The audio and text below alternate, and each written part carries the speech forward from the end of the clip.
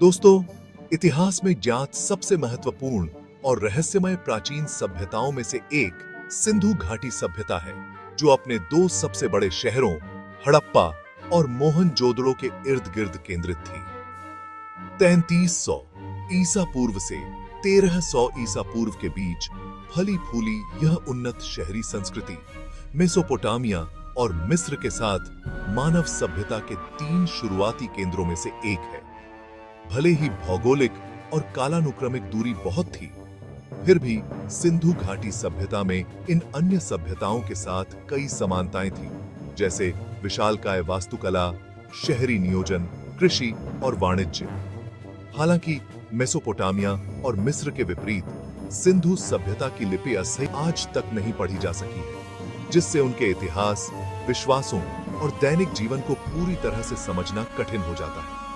यह जीवनी हड़प्पा और मोहनजोदड़ो के इतिहास, विकास और अंतिम पतन में गहराई से उतरती है और इन शहरों की भूमिका को चित्रित करती है, जो इतिहास की सबसे अद्वितीय सभ्यताओं में से एक का हिस्सा रहे हैं। इस विवरण में हम इनकी सांस्कृतिक, तकनीकी, वास्तुशिल्प और सामाजिक राजनीतिक उपलब्धियों का पता लगाएंगे और साथ ही उन रहस्यों पर भी चर्चा करेंगे जो आज भी इनसे जुड़े हैं। सिंधु घाटी सभ्यता की जड़ें उन प्रागैतिहासिक समुदायों में हैं, जो सिंधु नदी और उसकी सहायक नदियों के उपजाऊ मैदानों में बसे थे। यह भौगोलिक क्षेत्र, जो आधुनिक पाकिस्तान, उत्तर पश्चिम भारत और अफगानिस्तान के कुछ हिस्सों में फैला हुआ है, उन नदियों से समृद्ध था जिन्होंने प्रारंभिक कृषि बस्तियों का पोषण किया।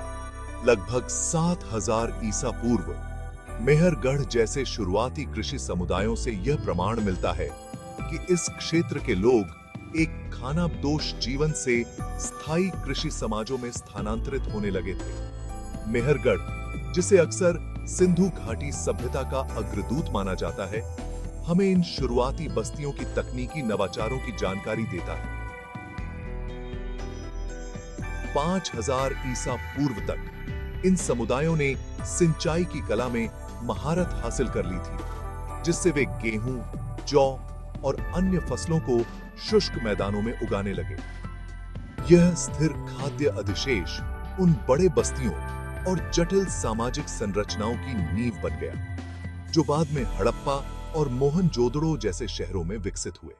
मिट्टी के बर्तन, पत्थर और तांबे से बने उपकरण और नाजुक मोती का काम पहले से ही सभ्यता के एक स्तर को प्रदर्शित कर रहे थे।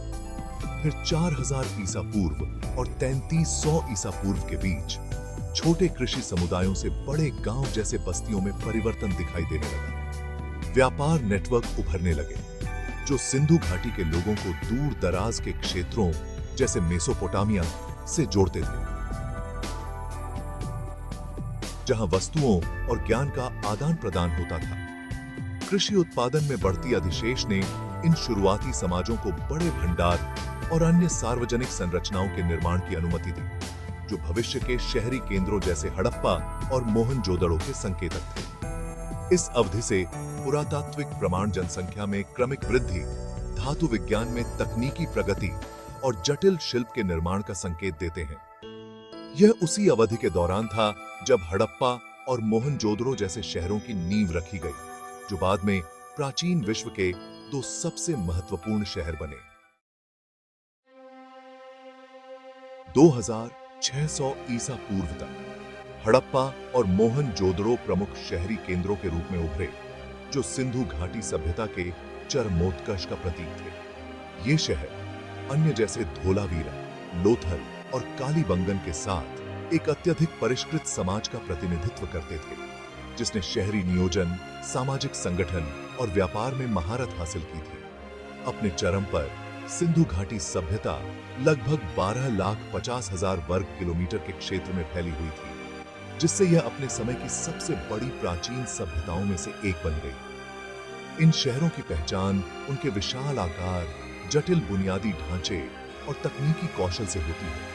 हालांकि हमारे पास कोई लिखित रिकॉर्ड नहीं है जो पुष्टि करता हो कि इन शहरों के नाम स्थानीय लोग क्या कहते थे, लेकिन हड़प्पा और मोहनजोदड़ो आधुनिक पुरातत्वविदों द्वारा स्थानीय शब्दावली के आधार पर दिए गए नाम। हड़प्पा, जो वर्तमान समय में पाकिस्तान के पंजाब में स्थित है, 1826 में सबसे पहले खोजा गया था, जबकि मोहनजोदड़ो, जो सिंध में दक्षिण की ओर स्थित है, 1922 में खुदाई के दौरान सामने आया था। लेकिन हड़प्पा एक अच्छी तरह से योजनाबद्ध शहरी बस्ती थी, जो अब सूखी हुई रावी नदी के तट पर स्थित थी। अपने चरम पर हड़प्पा में 30,000 से 60,000 के बीच निवासी होने का अनुमान लगाया जाता है, जिससे यह अपने समय का सबसे बड़ा शहर बन गया था। यह शहर अलग अलग क्षेत्रों में विभाजित था, जो यह सुझाव देता है कि वहां एक संगठित सरकार या प्रशासनिक प्रणाली थी। केंद्रीय दुर्ग में संभवतः महत्वपूर्ण नागरिक या धार्मिक संरचनाएं थीं, जिनमें अनाज भंडार और बड़े सार्वजनिक स्नानगृह शामिल हो सकते हैं। इस दुर्ग के चारों ओर निचला शहर था, जहां आवासीय क्षेत्र, कार्यशालाएं और बाजार फल फूल रहे थे। हड़प्पा की अर्थव्यवस्था कृषि पर आधारित थी, लेकिन व्यापार ने इसके समृद्धि में महत्वपूर्ण भूमिका निभाई।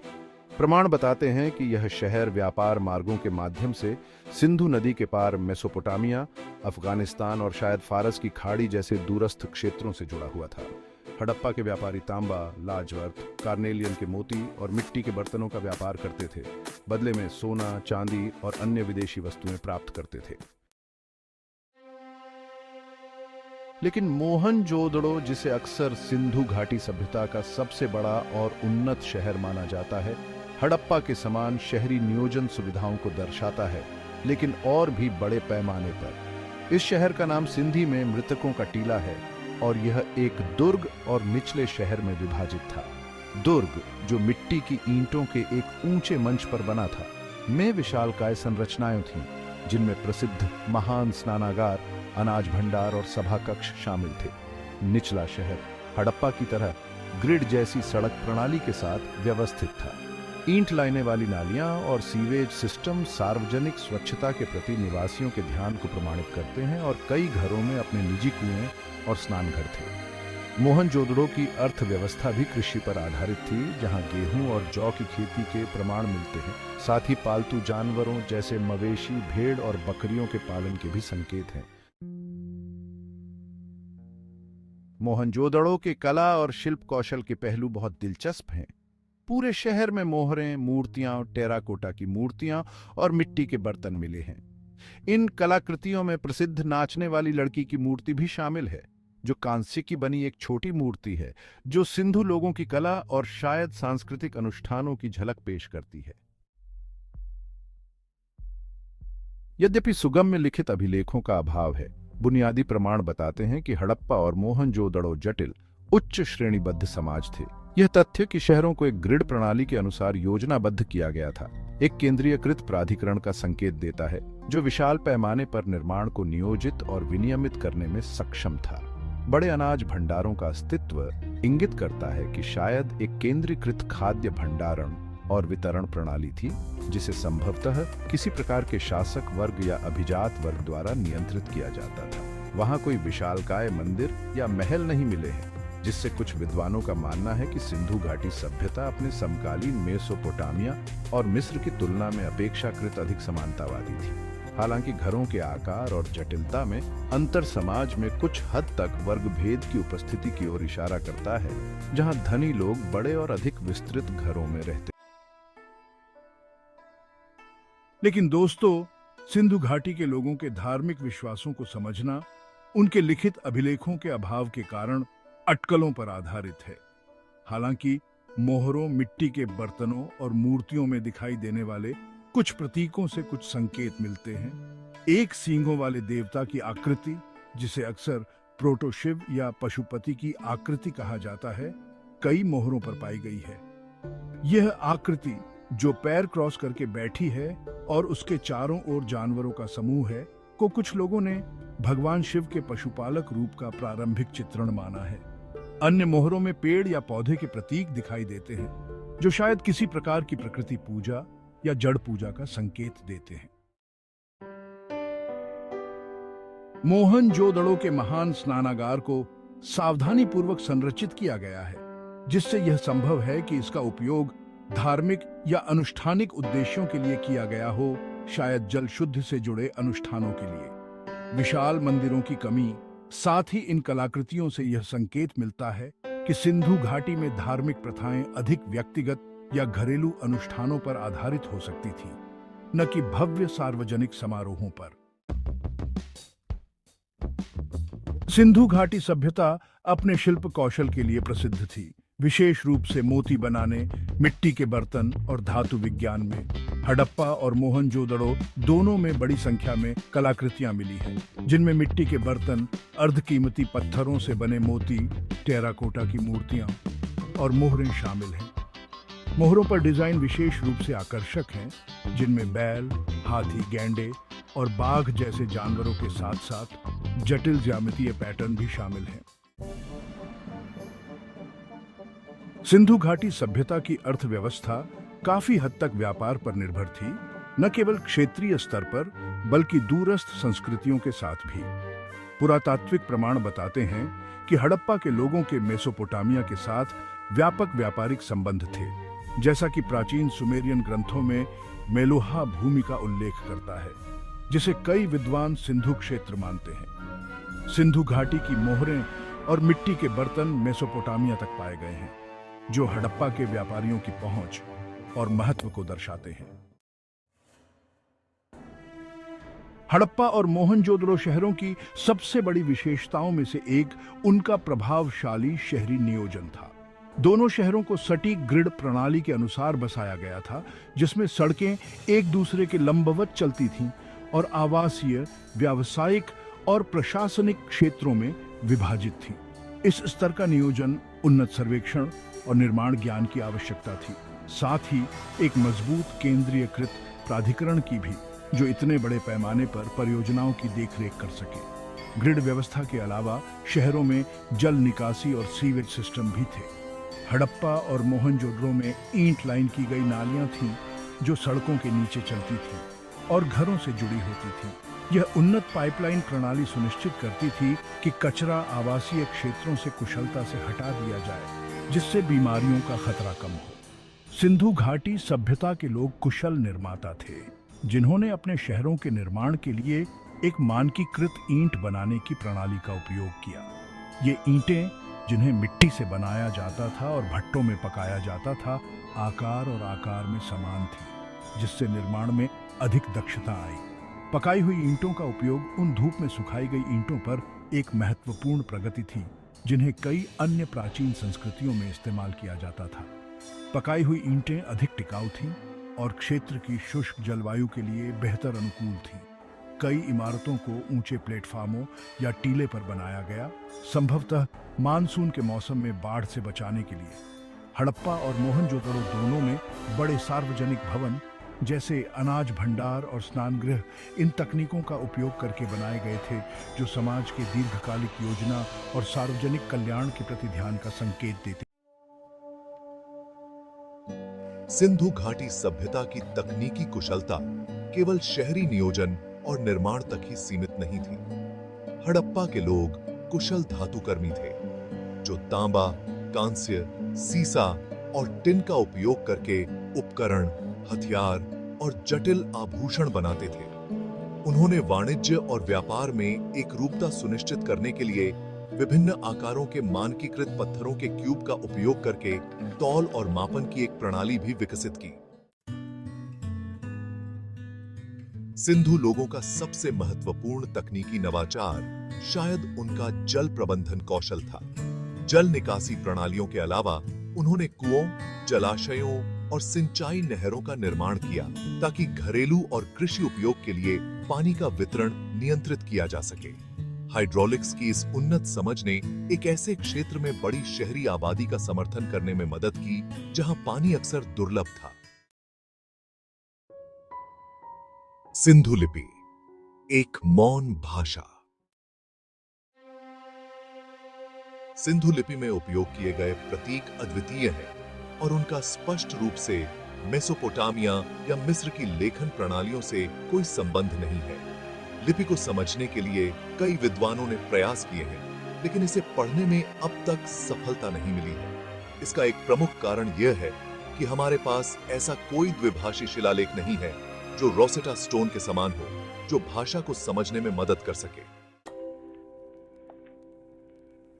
सिंधु लिपि की प्रकृति के बारे में कई सिद्धांत प्रस्तुत किए गए हैं। कुछ विद्वान मानते हैं कि यह एक प्रारंभिक द्रविड़ भाषा का प्रतिनिधित्व करती है, जो दक्षिण भारत में आज बोली जाने वाली भाषाओं का प्राचीन पूर्वज हो सकती है।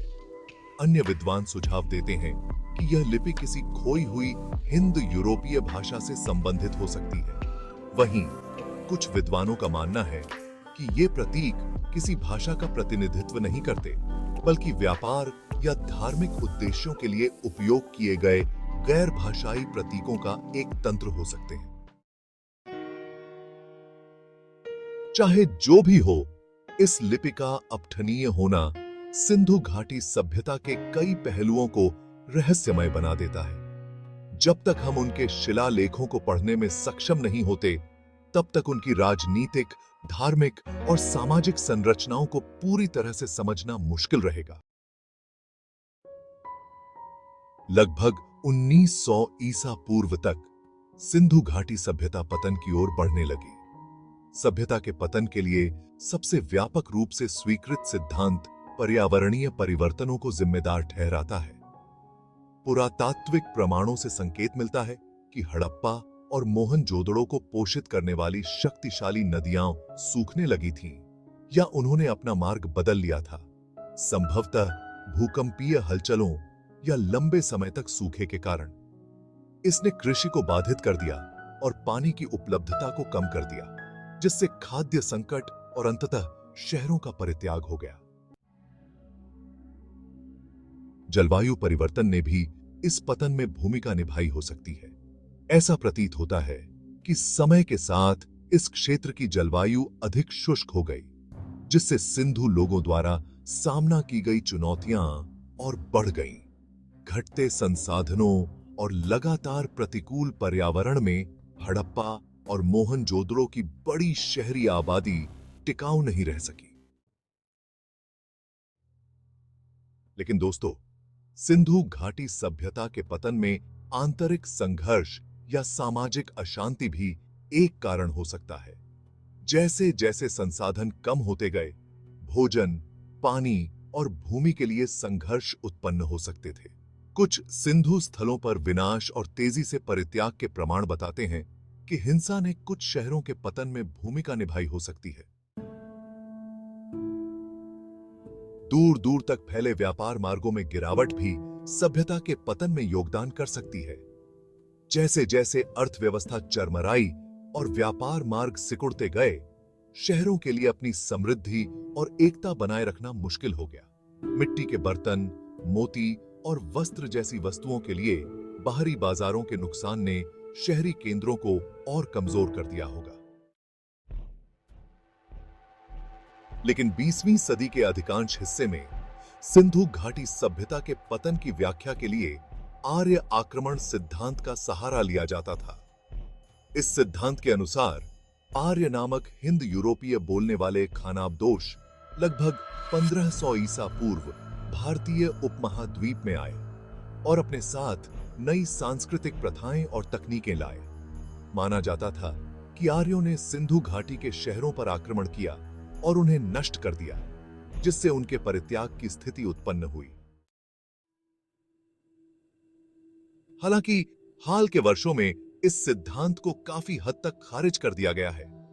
इस बात का कोई ठोस पुरातात्विक प्रमाण नहीं है जो एक हिंसक आक्रमण का समर्थन करता हो, और अब कई विद्वान मानते हैं कि सिंधु घाटी सभ्यता का पतन मुख्य रूप से पर्यावरणीय कारणों से हुआ था, न कि बाहरी विजय के कारण। अध्याय 7, हड़प्पा और मोहनजोदड़ो की विरासत। हालांकि हड़प्पा और मोहनजोदड़ो को अंततः छोड़ दिया गया था, लेकिन सिंधु घाटी सभ्यता की विरासत जीवित रही। सिंधु लोगों द्वारा विकसित की गई कृषि तकनीक, शहरी नियोजन अवधारणाएं और तकनीकी नवाचार भारतीय उपमहाद्वीप की बाद की संस्कृतियों पर प्रभाव डालते रहे। सिंधु सभ्यता के कई पहलू जैसे स्वच्छता और जल प्रबंधन पर जोर बाद की सभ्यताओं द्वारा अपनाए गए और उन्हें परिष्कृत किया गया। वैदिक लोगों का आगमन, जिन्हें अक्सर आर्य प्रवासन से जोड़ा जाता है, वैदिक संस्कृति के विकास का कारण बना, जिसने शास्त्रीय भारतीय सभ्यता की नींव रखी। जबकि सिंधु लिपि अपठनीय है, यह संभव है कि सिंधु घाटी सभ्यता की भाषा और धार्मिक प्रथाओं के कुछ तत्व वैदिक लोगों की मौखिक परंपराओं में जीवित रहे हों। शताब्दियों तक हड़प्पा और मोहनजोदड़ो के शहर पृथ्वी और तलछट की परतों के नीचे दबे रहे और इतिहास द्वारा भुला दिए गए। यह 19वीं और 20वीं सदी की शुरुआत तक नहीं हुआ था कि पुरातत्वविदों ने इन प्राचीन शहरों के अवशेषों की खोज की और सिंधु घाटी सभ्यता की उल्लेखनीय उपलब्धियों को आधुनिक दुनिया के सामने उजागर किया। 1820 के दशक में हड़प्पा की खोज और 1920 के दशक में मोहनजोदड़ो की खुदाई ने अनुसंधान और अन्वेषण के एक नए युग की शुरुआत की। Sir John Marshall, Mortimer wheeler और राखालदास बंद्योपाध्याय जैसे पुरातत्वविदों ने सिंधु घाटी सभ्यता को उजागर करने में महत्वपूर्ण भूमिका निभाई और आज भी इस क्षेत्र में खुदाई और अध्ययन जारी है। हड़प्पा और मोहनजोदड़ो की विरासत आधुनिक दुनिया में बहुत महत्व रखती है। ये शहर प्रारंभिक मानव समाजों की प्रतिभा और लचीलेपन का प्रमाण है और इनकी कहानी शहरीकरण, पर्यावरणीय स्थिरता और सांस्कृतिक आदान प्रदान की चुनौतियों के बारे में मूल्यवान सबक प्रदान करती है। निष्कर्ष, सिंधु घाटी सभ्यता का स्थायी रहस्य, हड़प्पा और मोहनजोदड़ो का इतिहास मानव उपलब्धियों और नवाचार की कहानी है, लेकिन साथ ही यह रहस्यों और अनिश्चितताओं की भी कहानी है। भले ही पुरातात्विक प्रमाणों की बहुतायत है, फिर भी सिंधु घाटी सभ्यता के बारे में बहुत कुछ अज्ञात है। अपठनीय लिपि, विशाल शिलालेखों की अनुपस्थिति और इन एक बार संपन्न शहरों का अचानक पतन सभी इस प्राचीन संस्कृति के चारों ओर एक रहस्य का निर्माण करते हैं। फिर भी जो हम जानते हैं वह एक अत्यधिक उन्नत समाज की तस्वीर प्रस्तुत करता है, जिसने उस समय में शहरी नियोजन, व्यापार और प्रौद्योगिकी में महारत हासिल की थी, जब दुनिया का अधिकांश हिस्सा अभी भी पाषाण युग से बाहर आ रहा था। हड़प्पा और मोहनजोदड़ो मानव क्षमता के स्थायी प्रतीक के रूप में खड़े हैं। उनकी मौन सड़कें और टूटे हुए दीवारें सभ्यता की नाजुकता और स्थायित्व दोनों की याद दिलाती हैं। जैसे जैसे हम नए प्रमाणों को उजागर करते हैं और अपने अतीत को समझने के प्रयासों में सुधार करते हैं, सिंधु घाटी सभ्यता और हड़प्पा और मोहनजोदड़ो के शहरों की कहानी निश्चित रूप से और भी समृद्ध और जटिल होती जाएगी। लेकिन फिर भी इन प्राचीन शहरों का रहस्य आने वाली पीढ़ियों को मोहित और प्रेरित करता रहेगा।